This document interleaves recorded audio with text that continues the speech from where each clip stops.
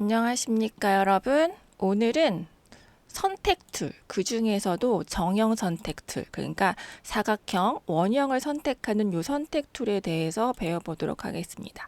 우리 지난번에 배운 이 이동 툴 밑에 있고요. 얘를 꾹 누르면 얘랑 비슷한 성격을 가진 애들이 밑에 이렇게 숨어져 있습니다. 요 네 개 중에 가장 많이 쓰는 툴은 요 처음에 있는 요 사각 선택 툴이고, 그 다음에 이 원형 선택 툴 정도 많이 쓰고요. 요 세 번째, 네 번째는, 세 번째는 이 그림과 같이 이렇게 가로로 1픽셀, 그 다음에 이 밑에, 그 맨 밑에 있는 거는 세로로 1픽셀 선택하는 툴이에요. 요건 잘 쓰지 않기 때문에 요 사각 선택 툴과 원형 선택 툴의 사용법에 대해서 집중하시면 될 것 같습니다. 자, 일단 선택 툴은 기본적인 옵션으로 봤을 때 내가 클릭한 다음에 드래그하면 이렇게 반짝반짝 선택한 영역이 잡힙니다. 이 선택 영역을 해제하는 방법은 이 바깥을 클릭하거나 아니면 단축키 컨트롤 D, A, B, C, D 할 때 D를 클릭하시면은 없앨 수 있습니다. 자, 사각 선택 툴 같은 경우에는 기본적으로 이렇게 이 스타일에 보시면 노멀 옵션을 놓고 많이 쓰는데, 내가 드래그하는 만큼 이렇게 자유롭게 선택이 되는 옵션입니다.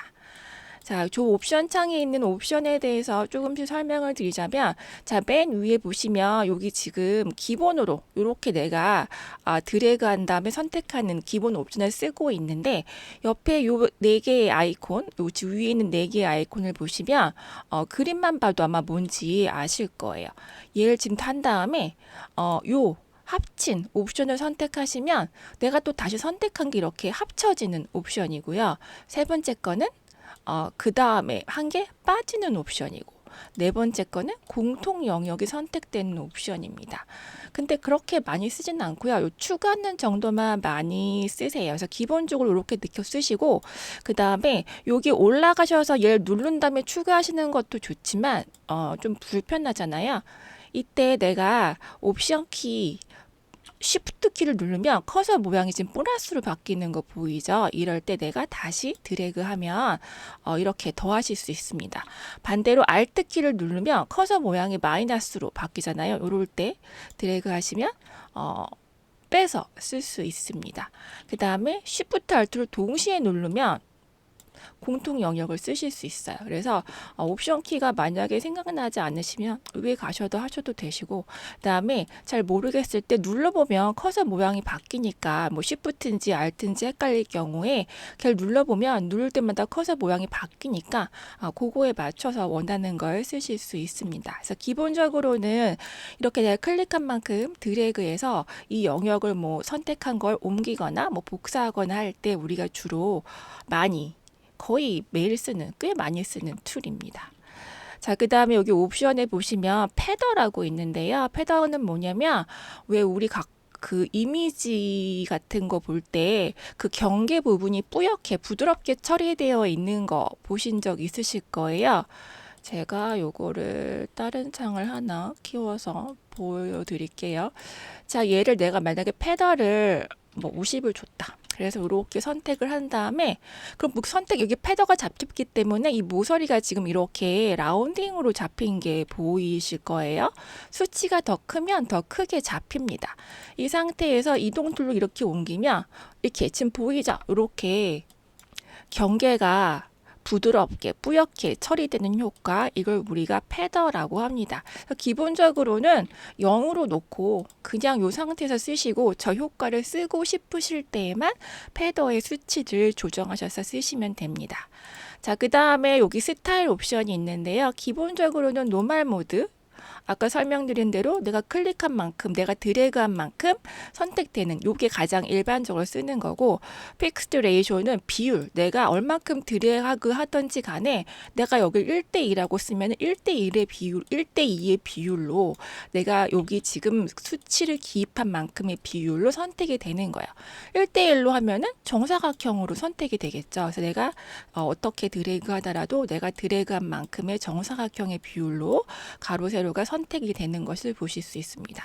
그다음에 픽스드 사이즈는 여기 내가 수치를 기입하면 이 수치를 기입한 만큼 정확하게 그 사이즈로 선택이 되는 거야.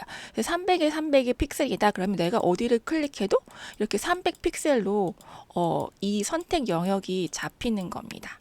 그래서 요거는 아주 가끔 쓰시고요. 기본적으로는 이렇게 노멀 모드를 놓고 쓰신다고 이해하시면 되겠습니다. 자, 그 다음에 꾹 눌러서 원형 선택 툴 설명드릴게요. 원형 선택 툴 보시면 저 위에 있는 옵션 창을 봤을 때 좀 전에 설명드린 사각 선택 툴과 똑같죠? 근데 하나 다른 게 있습니다. 여기 안티 에일리어스라는 기능이 있는데 이게 뭐냐면 우리 저번에 이제 한번 그 비트맵 이미지에 대해 설명을 드리면서 포토샵 같은 이런 비트맵 방식의 프로그램의 기본을 이루는 그 가장 작은 그 정사각형을 우리가 픽셀이라고 부른다고 했습니다. 확대하시면 요거 하나하나가 픽셀이잖아요. 그럼 얘는 지금 정사각형으로 되어 있잖아요. 그죠? 그렇기 때문에 저거를 우리가 이제 어디를 선택을 할때 사각형 같은 경우는 상관없지만 원 같은 경우에는 이 계단 현상이라 그러죠. 그 찌글찌글하게 생기는 거. 제가 무슨 말인지 보여드릴게요. 자, 일단 원형 선택 툴을 선택하시고 안티를 에일리어스를 체크하지 않는 상태의 원입니다. 자, 그 다음에 얘를 체크하고 원을 그렸을 때의 원입니다. 자, 지금 보시면 얘가 기본적으로 픽셀은 사각형으로 정사각형으로 되어 있기 때문에 이렇게 곡선 같은 부분에 이렇게 찌글찌글하게 이렇게 계단 현상이 생길 수밖에 없잖아요. 이 계단 현상이 이제 에일리어스 현상이에요. 그래서 이 안티 에일리어스는 뭐예요? 이 계단 현상을 없애주는 에일리어스 현상을 없애주는 거죠. 그래서 이 안티 에일리어스를 체크하고 그린 원은 보시면 이렇게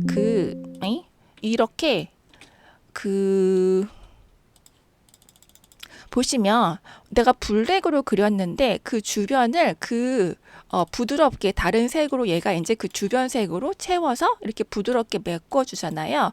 그래서 우리가 어떤 것을 봤을 때 이걸로 그린 원은 이렇게 매끄럽게 돌아가고 안티 에일리어스를 체크하지 않은 원은 이 계단 현상이 나타나는 거죠. 무슨 말인지 되실까요? 그래서 기본적으로 원 같은 경우에는 얘를 체크하고 이렇게 매끄럽게 쓰는 게 일반적인 거죠. 자, 그러면 사각 선택 툴에는 이 안티 에일리어스 기능이 필요할까요? 필요 없죠. 왜냐하면 사각형이기 때문에 얘는 뭐 라운딩을 처리할 일이 없잖아요. 그렇기 때문에 사각 선택 툴의 옵션 창의 안티 에일리어스는 아예 쓸 수 없게 비활성화되어 있는 거야. 그래서 얘를 원형으로 했을 때만 이 옵션을 쓸 수 있게 되어 있는데 기본적으로 내가 디자인을 의도한 게 이 계단 현상을 의도한 게 아니라면 얘를 체크하고 쓰시는 게 일반적입니다. 이해되셨죠? 그래서 기본적으로 사각 선택 툴, 원형 선택 툴에 대해서 지금 배우셨습니다. 자, 그러면 원형 선택 툴 할 때 또 하나 아시면 좋은 게 뭐냐면 우리가 사각 선택 툴 선택할 때 보면은 왼쪽 상단 모서리에서 오른쪽 상단 모서리 오른쪽 하단 모서리 이렇게 방향의 선택이 되잖아요. 근데 원 같은 경우도 그리면 이렇게 원을 그려요. 그죠? 이쪽 왼쪽 상단에서 오른쪽 하단으로. 근데 원을 그릴 때는 보통 우리가 센터에서 이렇게 가운데부터 커지는 원을 그리는 게 조금 더 원에 뭔가 반지름을 잡기가 수월하죠. 그래서 원을 선택하실 때에는 옵션 키 Alt를 누르고 클릭 앤 드래그 하면은 가운데부터 바깥으로 커지는 원을 선택하실 수가 있으세요. 그 다음에 또 하나 Shift 키의 기능이 있는데 그거는 왜 우리 저번에 뭔가 90도 수직 수평으로 옮기거나 뭐 45도 각도로 돌리거나 뭔가 이렇게 의 느낌을 갖고 있는 게 쉬프트의 기능입니다. 그래서 사각형 툴을 쓰거나 이런 원형 선택 툴을 쓸 때 내가 쉬프트 키를 누른 채 드래그 하면은 정사각형, 정원을 그리실 수가 있으세요. 그러면 내가 만약에 가운데부터 바깥으로 커지는 정원을 그리려면 Shift Alt를 동시에 누르고 드래그 하시면 이렇게 정원을 선택하실 수 있습니다. 그래서 사각 선택 툴과 원형 선택 툴에서 여러분이 꼭 아셔야 되는 건 지금 설명드린 거 요게 다인 것 같습니다. 자, 그러면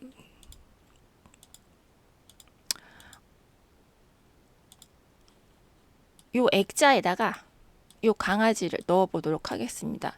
이 액자가 지금 정사각형 형태로 아마 거의 되어 있을 거예요.